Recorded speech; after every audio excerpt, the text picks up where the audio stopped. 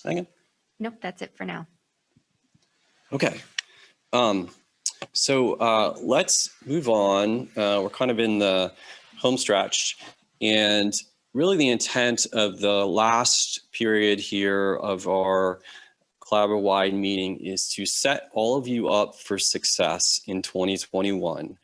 And we want to provide an orientation for that work and the motivation for what we are going to be asking of you, how we're going to measure that, how we're going to ultimately financially incentivize that, because certainly that's a key component for a lot of you as well, although I would say should not be the only driver of why we think this is good work. So we basically have 4 categories of, at least from the way we think about it in the Corning Center, of how to group our quality initiatives.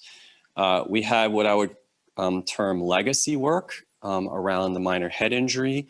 In adults, where we rely on the Canadian rule. In pediatrics, where we rely on the PCARN rule. We have new initiatives, brand new in 2021 for performance. We've been measuring it in 2020 in low-risk chest pain. Obviously, we just had a keynote speaker directly addressing this topic. We are also going to be working on asthma. I'll talk a little bit about that as well. It's actually going to be just the 2 pediatric centers working on that. I do want to recognize that many of you have been engaged in the path work for a number of years across other conditions. I want to thank you for that work. It's not necessarily something that we're going to totally pivot away from. But we are going to focus now collectively in these 2 key areas, these 2 conditions where we think we have opportunity. We do have some maintenance work that's going to continue. This is in the pediatric minor head injury space, the overuse measure. That is shifting into a maintenance. It has been in a maintenance phase. It's going to continue.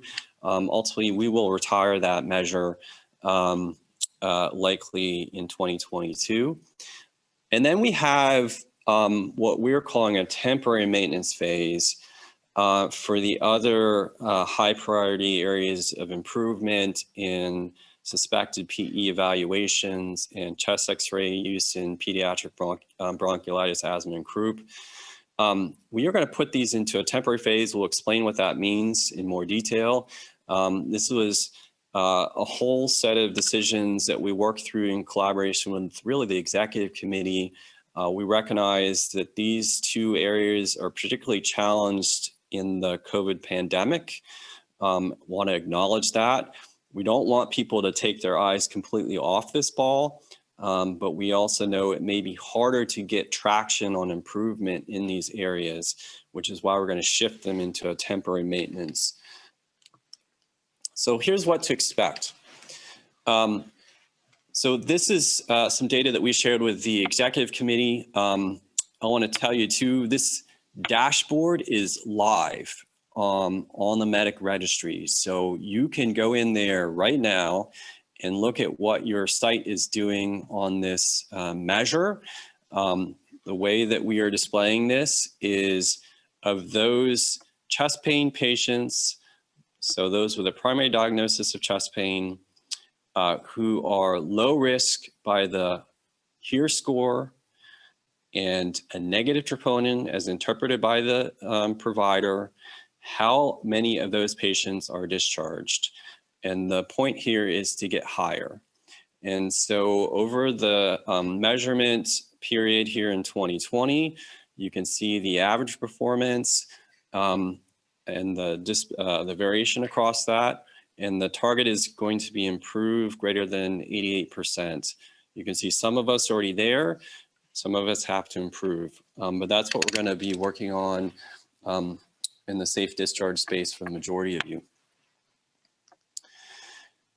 2 of you who don't see adult patients and therefore don't have an opportunity to improve in chest pain are going to be working on improving discharge rates for asthma. So this is DeVos and this is Chom. This is also an opportunity for us to learn from this experience. we're going to ask both of your sites to improve above the current baseline that you're performing at as the measurement goal here. We think there are several opportunities to improve this outcome. We think time to steroids, time to bronchodilators, standardization of assessments serially in the ED are process measures that are going to impact this outcome. And we have designed measurement strategies, displaying that information on, again, that medic dashboard, which you can see even if you're not participating for performance in 2021, you can actually see your own site's performance now, right now on that dashboard. Now, the bulk of the quality improvement is going to be in the head injury space. And you're probably going to hear us say this a lot, all in for head injury. Again, these are decisions that we work through in collaboration with the executive committee as your voice or in these decisions. And we want to sort of talk through why we think there is a need and an opportunity for this space. So these are the kind of questions we're going to answer here in the next few moments.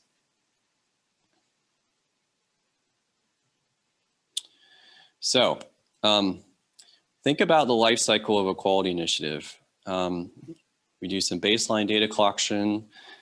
We begin to actively work on it. The measurement begins to top out. So we put it into a maintenance period and then we retire. The adult minor head injury CT appropriateness measure, the pediatric intermediate risk CT utilization measure, those are active. It's the overuse for pediatrics that is in this maintenance period. We believe, and we're going to show you why there's an opportunity to do better. And we're going to double down on these efforts with all of you. So here is our historical performance collectively. The thick red line is the collaborative. You can see each of the cohort groups as you guys joined MEDIC, outlined in other dashed lines. Here's how, and the goal here is up, is to get better by improving our, pardon me, adherence to the measure and therefore appropriateness. We started here, a little above 40% appropriateness for every CT scan we do. We had a period of improvement collectively. Many of the cohorts, the sites within those cohorts got better as well. And then we clearly have this plateau. And this means we're slightly better than 5 out of 10 scans being considered appropriate.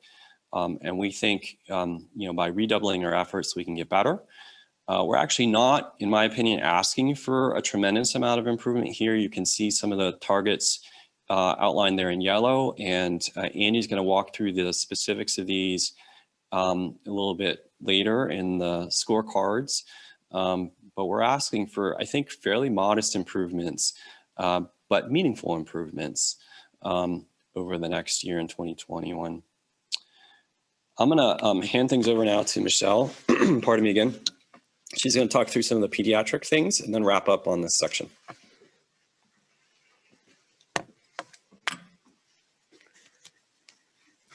Thanks, Keith. Similarly, similar chart to the adult head injury or the pediatric head injury trends over time. And similarly, we ended up with a goal that we wanted to reduce CT as opposed to the appropriateness that is to trend up. Ours, we want to trend down. In the beginning, we began at slightly below 15%. Again, we saw a similar trend like the adults where we saw an initial period of improvement, followed by a bit of a plateau phase. And then you'll notice that as we move along here, there are some trends in the opposite direction here. So we're almost back to where we started, at least on the data that we have to date. So clearly we have a bit of a pullback that we need to make, and another reason why we're all in for head injury this year. Similarly, with pediatric intermediate risk injury, and remember the PCARN rules stratify children according to risk category to low risk versus intermediate risk. And we want to make sure that the intermediate risk trends also trend downward. In other words, we want to do less CT scans in that group too. If we're applying the rules according to the design in which they were intended, we should be able to make an impact in the overall risk group categories, all of them. Again, we began at the beginning with a little over 20%. Initially had some period of improvement as we began to get going and measuring and began to apply these rules. And we started to see some performance, maybe plateauing, but then definitely trending a bit in the wrong direction. So all of these, well, not all of the cohorts are moving in that direction. They're pretty tightly concentrated to where we probably need to work on this a bit harder. So I know you're all thinking, we just got hit with a nuclear bomb called COVID, every ED, and, it is very challenging to commit to quality work on other aspects of your job when the world is falling apart, and we recognize that. But there's some things here that we need to take into consideration as we have made these decisions, in addition to those that, it's been made all obvious to us. But, there are a lot of things still going right. In other words, there are some sites that are doing tremendous work and are still doing tremendous work in this space. And, overall, our numbers of CTs have decreased at some sites. So there is positivity here. So how can we learn from those high achieving sites? And what can we do now that we've got this track record of work and knowledge that we can apply and distribute everywhere?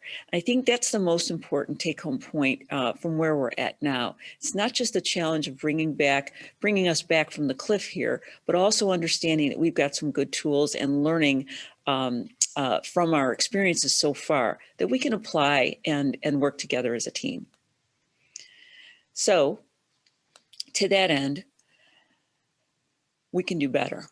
I think we all recognize that of all the quality initiatives that we are involved in MEDIC, the head injury quality initiatives are attached to the most robust evidence and have the best easy to use clinical support tools.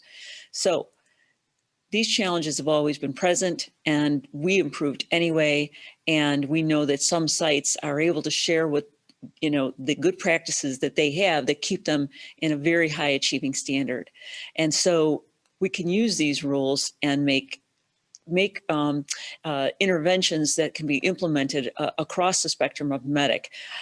We also think that of all the quality measures we have that are somewhat bulletproof to COVID, it's these. While our other, Keith already brought out the point that our other initiatives may have some overlap with some of the patients that may be affected with COVID, clearly in these measures, we should be able to continue to improve. So we want to take us into 2021 with taking all of those lessons that we've learned and really double down on head injury. And we're not going to leave you hanging. The coordinating center has spent a lot of time, particularly with the help of our small groups and our work groups, to come up with some tools that can really are plug and play that can help directly at your elbow in the emergency department. So in this next part of our meeting here, we're going to let Megan Hogikian take the wheel and tell you a little bit about how we're going to do that.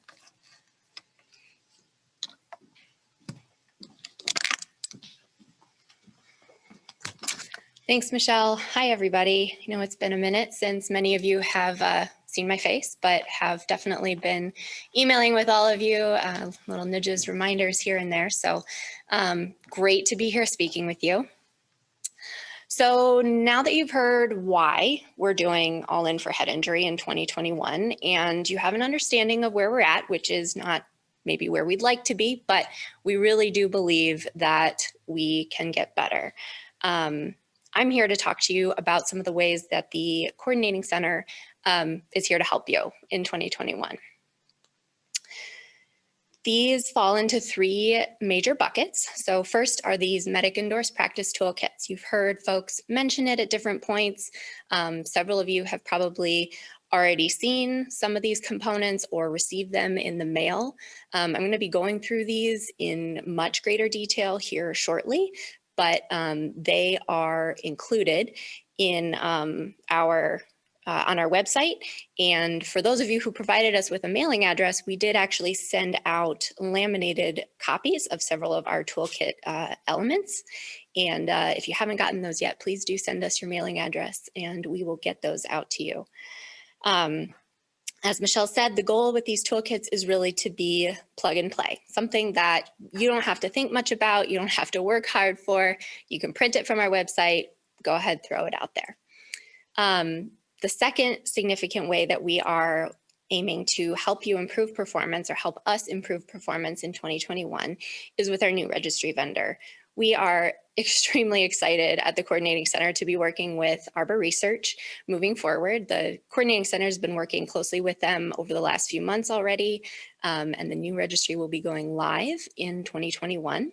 So we'll go into a little more detail about that.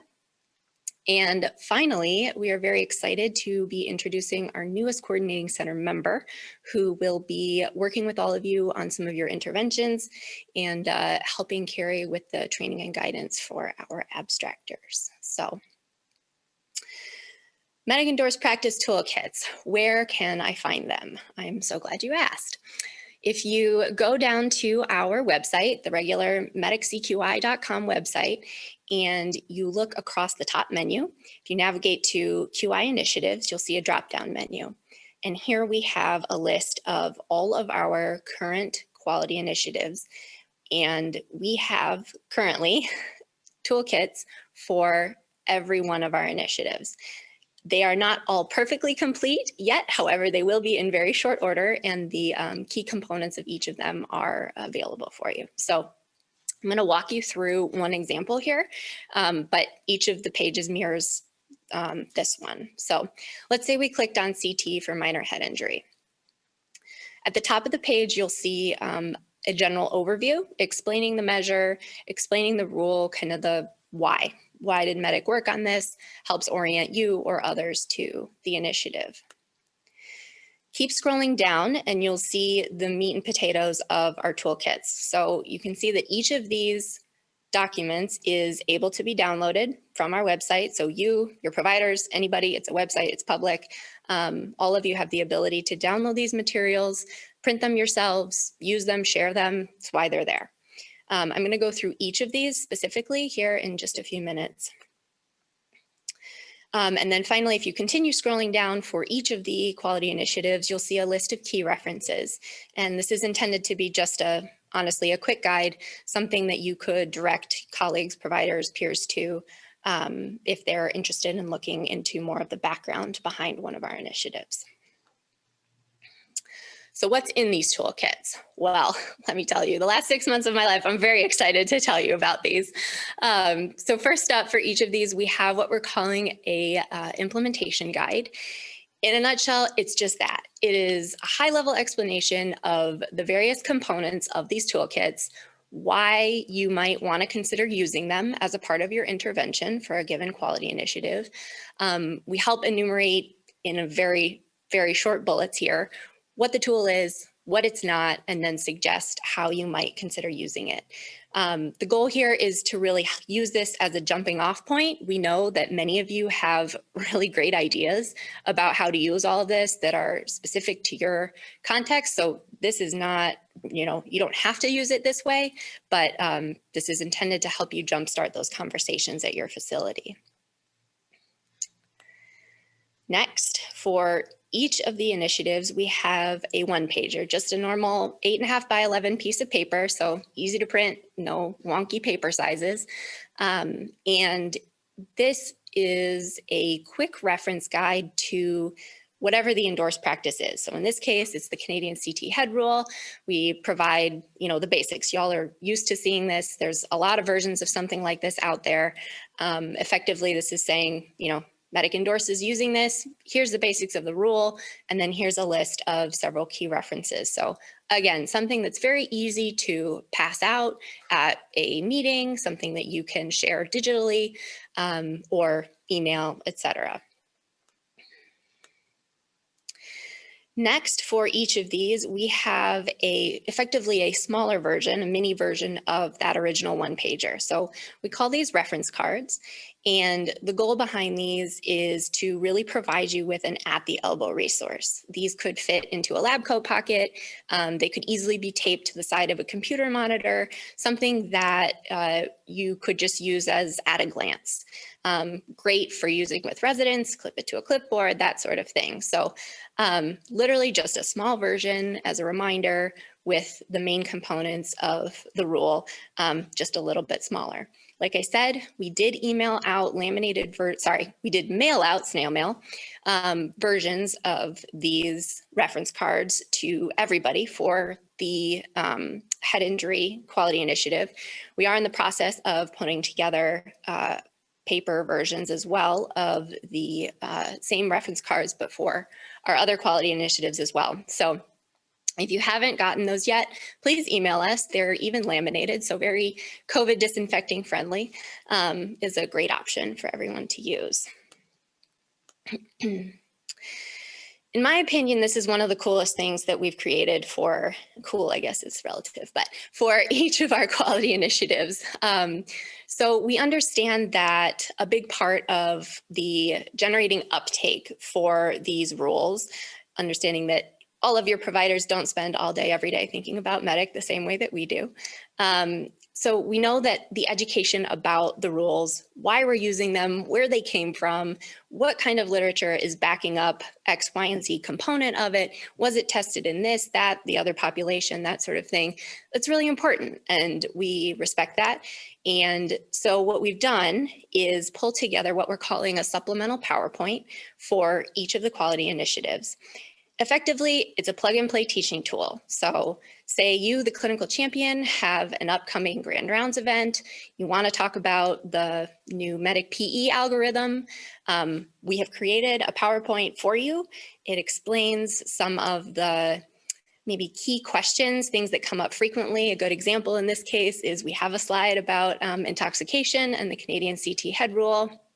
So we really aim to pull out those most kind of controversial, challenging questions around each of these rules, and to provide some very high level guidance as to why it was implemented in such a way, as well as references for it. So again, really hoping to decrease that administrative burden on all of you by providing you with these tools that you can simply, but it's relative again, but that you can just implement at your facility when and where is appropriate for you.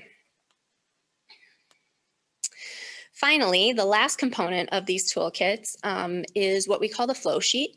So we have these again for every initiative. These are very helpful for demonstrating how MEDIC grades performance on a given quality initiative. So it will tell you how we define a cohort, what ICD-10 codes or chief complaints or what have you are pulled in, and then how is that distilled down to what we ultimately have as our numerator and denominator. We know oftentimes there are providers who are wondering how they're being scored on something very specifically. This helps them and can provide some background there. Similarly, if you need to talk to your administration about a given MEDIC measure, this is a really good reference and something that we would certainly encourage you to use. So all good things, and we're really very excited to be able to provide that for you. Again, we will be sending out some more reminders about these, and everything will be available publicly on the website for all of you to use.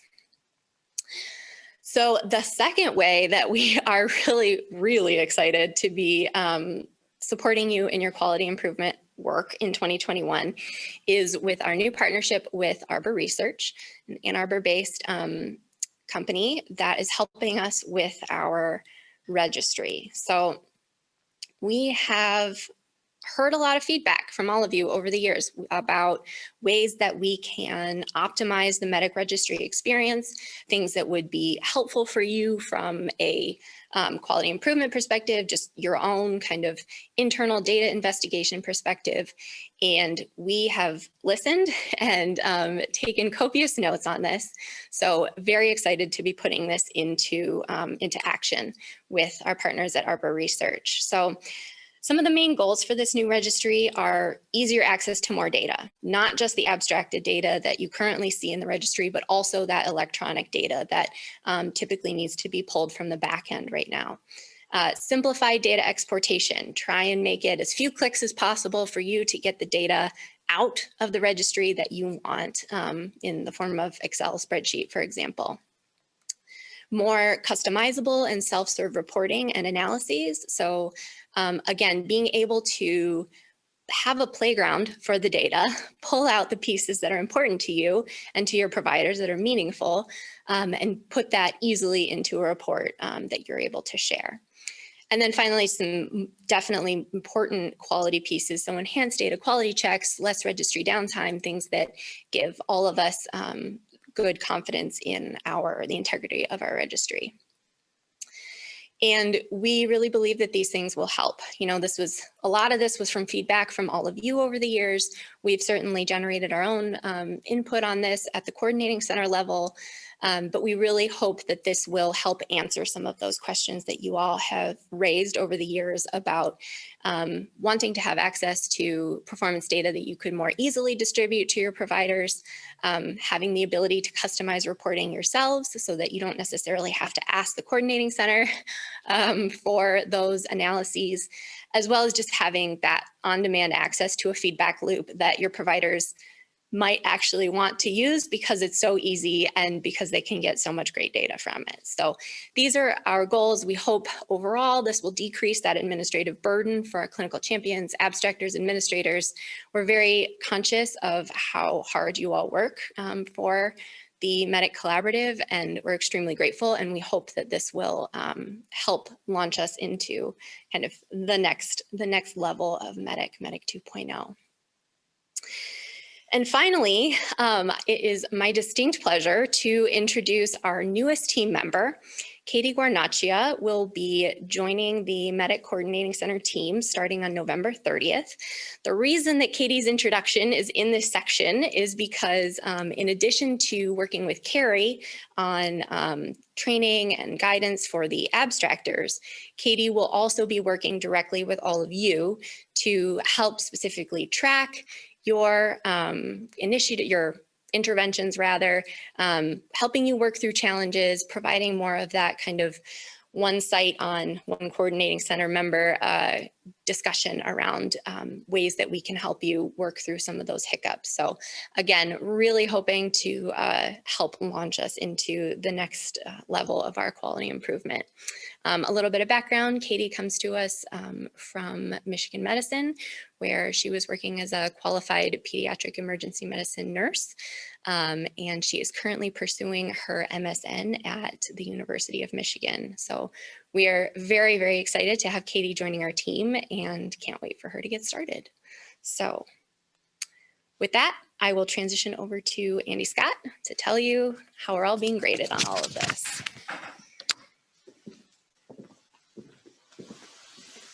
Thanks, Megan. Yeah, just to kind of reiterate what Megan said, I think that we are really, I think the first meeting I ever went to with MEDDIC was in last summer, and I had a couple people come up and say, we're really interested in how we can be better at these things. So I think that we've made a pretty big investment in trying to help you guys make improvements, and we want to be there for you. There are 9 going on 10 of us in the coordinating center. 5 going on 6 of us that's our full-time job. And I know that you are all pulled in a million different directions, but we have experience with this sort of quality improvement work, and we really want to be able to provide all of our members with anything we can to help you do the work at your site. We can't do every little thing for 25 and growing sites, but we want to be able to do everything we can with our time to help you. So We've put together our best bets of what we think those things are, and Megan went through those, and we're excited about those, but please don't hesitate to tell us, hey, I've got another idea of something you could provide for us, or anything else that we can do to help make this work more successful for you. So my part here is really just to relatively quickly tell you about how the 2021 P4P and VBR gradings are going to work.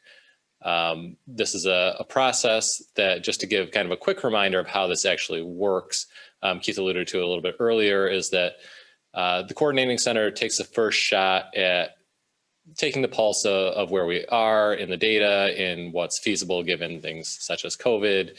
Then we take that using achievable benchmarks of care methodology to come up with what we think are probably the right targets for the year, and also how we want to distribute the 100 points for the P4P particularly. When we take that to the MEDIC Executive Committee, and that's where this committee is so valuable to our work, because they answer a lot of the questions listed there. What are the unintended consequences? If we try to say you should have 90% efficient or appropriate head CTs, or a diagnostic yield of 20% on PE, what harm could we cause? What are the unintended consequences? And to give us a reality check of what it's like out there. We've got a very diverse set of facilities. Things are different. Things that work one place won't work another place. So that really is a great iterative process for us to understand what are the right targets, what's realistic, how can we do something that's meaningful but not stress your system in a way that's counterproductive, and to your faculty, to your providers, and your patients especially. So finally, we go through that process, and the index is approved by Blue Cross through the medical and the clinical leadership at Blue Cross. So that's how we get to this point. So I'll start with the Pay for Performance Index, the P4P, as you'll hear us call it. Since MEDIC is still a growing collaborative, we're still recruiting. We are still in that situation where year one sites, brand new sites, are graded 100% on participation. In your second year, it goes to 70% participation and 30% performance. Then finally, when you're, considered a mature participating site within MEDIC, it transitions over to 70% performance and 30% participation. So I'll go through each of these years quickly. So I think we have a few people on the call who are potential new members for year one. And when you think of these years, the one thing to remember is that these run from November 1st to October 31st. There's a little bit of an offset to the calendar year. So we're really excited about where we stand on recruitment. We don't have any finally signed participation agreements for sites starting for 2021. But we are hopeful of having up to 15, maybe even 16 or 17 new sites in MEDIC for 2021. So that would be really exciting to expand this work to different parts of the state, and to more density within the same parts of the states as well. So just quick for the year one sites that will be joining, all participation, like I said, getting the data delivery. So this is the electronic data that comes over from the EHR on time and accurate, getting abstraction up and running, coming to the meetings for both the clinical champion and the abstractor, hiring an abstractor, and then actually getting everything submitted. So, signing an agreement and then actually following through and getting everything set up. The one kind of prospective part of year two of the year one sites is that at the end of year one, which some of our current year one sites that are moving into year two do, is start planning for how are you actually going to do the performance improvement in your second year. So for our second year sites, we go to, like I said, again, 70% participation, 30% performance. The participation activities are very similar. Get your data on time, come to the meetings. And the new thing that comes into year two sites, and these are the sites, the three new Henry Ford sites in St. Mary's in Livonia and St. Mary's in Grand Rapids, are that this year in 2021, you'll start taking place in the abstractor snap review. So that's something that's set up with Carrie or potentially Katie at this point to, again, provide that quality assurance and teaching, really mostly teaching on the abstraction data. But this is the first year where these sites will be working on performance initiatives. So you can see the point distribution here. So we're all in for head injury on the collaborative as a whole. The year two sites are kind of slowly pulling into head injury. So you will be participating in the collaborative wide measure for adult CT appropriateness and intermediate risk. Actually, I think we have that wrong. The intermediate risk utilization for pediatric head CTs. So 5 points each on those, very small percentages. And the big new thing that you'll be working on, so all 5 of these sites are mixed hospital sites. So you know, the timing is perfect with Dr. Mahler's presentation this morning. 20 points will be on your safe discharge, low risk chest pain measure. And actually, one thing I should have mentioned at the beginning of this, all participating sites should have gotten an email from me late afternoon, early evening, realistically, by the time I got done with yesterday, with a lot more detail showing what the targets are, how do you get certain levels of partial points. We tried to come up with, you know, we've got the template for the performance index that comes from Blue Cross. It has all the detail. Also tried to boil those down into 1-pagers for each different year. So you should have gotten the appropriate 1-pager for you. So if you did not get the email from me, essentially it was yesterday, let us know and we can make sure that we get our distribution list right, or I don't think I missed anybody, but it's always possible. Then finally, for our year 3 sites, these are our more mature, farther along in the process, medic sites, 70% on performance, 30% on participation. So really for the participation, it's getting your data across from your IT contacts, getting your abstraction done, coming to the meetings, and again, the snap reviews, the data audits with Carrie and Katie. I know Carrie has spent a lot of time this year in 2020, even through the pandemic, doing a great job of mostly in person, but virtually getting, you know, establishing a relationship with all the abstractors, really diving into the teaching and knowing, you know, what your processes are, what limitations you have. And so hopefully, you know, we'll have to figure out exactly how that looks going forward. Carrie wanted to, and we wanted to do in her first year, a real deep dive with everybody. So we'll see how that looks, but 5 points, again, just to ensure the data integrity of the abstracted data. When you look down at the performance, that's where the performance in the year 3 group is where you really can kind of see the weight of the all in for head injury. So looking at the middle 2 performance lines there, collaborative wide, adult and pediatric head injury, 30 points. So we're working on head injury. You're going to work collectively for 30 points, and then at your own site for 20 points. So the targets on those are slightly different. The collaborative wide target is a little bit lower than the site specific goal. But and again, all the deep details of this are in the email that I sent yesterday. But I think that the real take home is that, you know, if you look at this, 50% of your points for pay for performance in 2021 are on these head injury initiatives. So we really, you know, Megan worked very hard on getting all the things that she just talked about, the supportive tools, the toolkits. We really feel like, for all the reasons that Megan and Keith kind of talked about, there's the opportunity to get off the plateau, or especially any kind of regression, and push this up to the next level.